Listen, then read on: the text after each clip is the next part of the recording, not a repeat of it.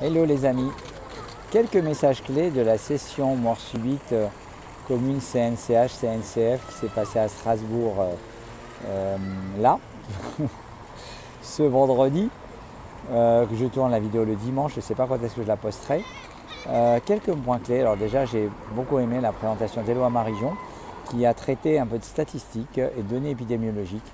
Et les chiffres que j'ai retenus, c'est 40 à 50 millions de morts subites en Europe et que la cause la plus fréquente finalement, c'est la maladie coronaire qui représente quasiment 2/3 des causes de morts subites. Après, vous avez 20% qui sont les cardiomyopathies.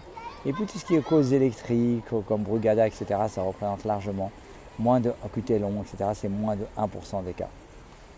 Deuxièmement, il a parlé des progrès de la prise en charge des arrêts cardiaques et notamment que finalement, lorsqu'un jeune fait un arrêt cardiaque à Paris en milieu sportif, il a quasiment 2/3 de probabilité de sortir vivant de l'hôpital, ce qui est quand même énorme.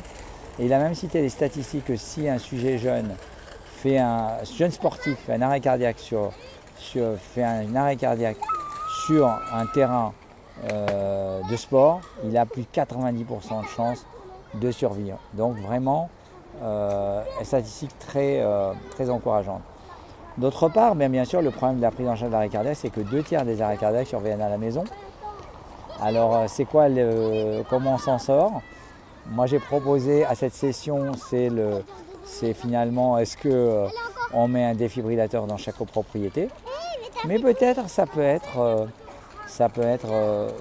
peut-être la livraison de défibrillateurs par drone, comme ça se fait dans certaines villes. Il me semble que ça se fait à Toronto, peut-être même à Amsterdam. Si vous êtes habité à Amsterdam, merci de me dire si c'est vraiment vrai. On peut livrer des drones par drone, des défibrillateurs par drone. C'est vraiment largement possible. Je pense que ce n'est pas fait en France pour des raisons d'autorisation liées qu'on ne peut pas faire voler un objet comme ça dans le ciel, avec les risques liés de faire voler n'importe quel objet. Mais ça me paraît plus que faisable. Les recommandations de la Société européenne de cardiologie qui ont été mises à jour là fin août traitent notamment de toutes les mesures de santé publique et notamment la formation et notamment également l'utilisation d'applications qui indiquent si vous êtes inscrit sur une application que ça veut faire les gestes qui sauvent, qu'il y a un défibrillateur, qu'il y a un arrêt cardiaque à côté, vous pouvez courir pour aller aider ou vous savez où sont les défibrillateurs sur la carte. Donc plein de petits moyens pour améliorer la prise en charge des arrêts cardiaques.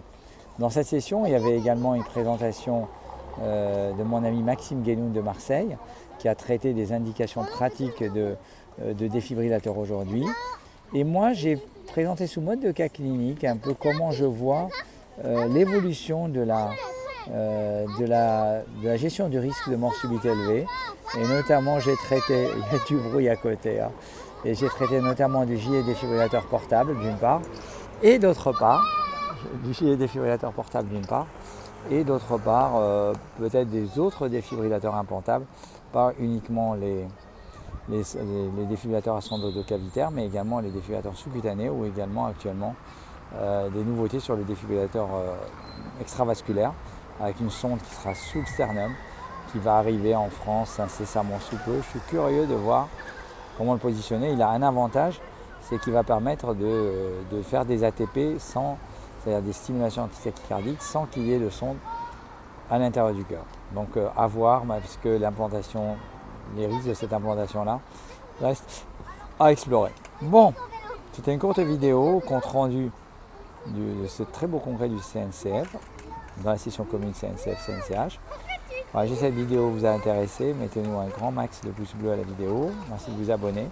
À très bientôt. Ciao, ciao.